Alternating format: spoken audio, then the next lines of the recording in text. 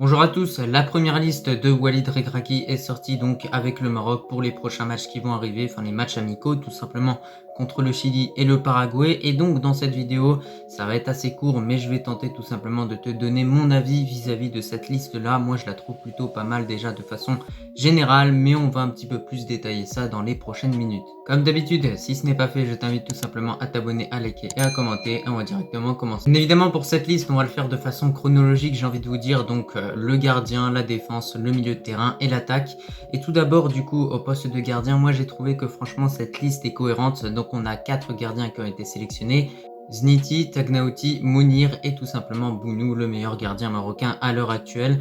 Mais écoutez, moi je trouve ça plutôt cohérent. Voilà, il y aura une grosse bataille entre le Rajaoui et tout simplement le joueur du Wydad, Tagnaouti, pour cette place de 3e gardien pour la Coupe du Monde 2022. Pour moi, vraisemblablement, ça reste Tagnaouti qui est au-dessus. Après, on verra ce qui se passe. Mais en tout cas, vraisemblablement, ça devrait être Bounou qui devrait tout le temps être aligné. Donc, on va pas vraiment se poser cette question.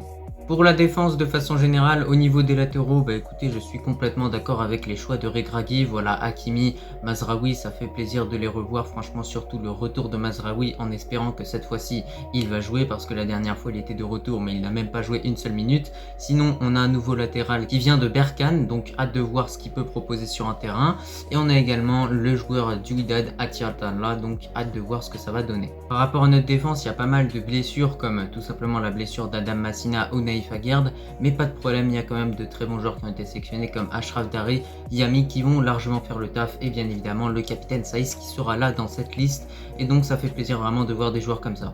Au niveau du milieu de terrain, on voit quand même que Walid Regragui a gardé une certaine cohérence tout simplement vis-à-vis des choix de Vaïd, tout simplement parce qu'il a resélectionné des joueurs que Vaïd sélectionnait auparavant, comme par exemple Ilyas Chahir qui est un très bon joueur. Mais sinon, on a l'apparition de nouveau, tout simplement le retour de Belanda en sélection, donc franchement ça fait plaisir, c'est un joueur avec du caractère.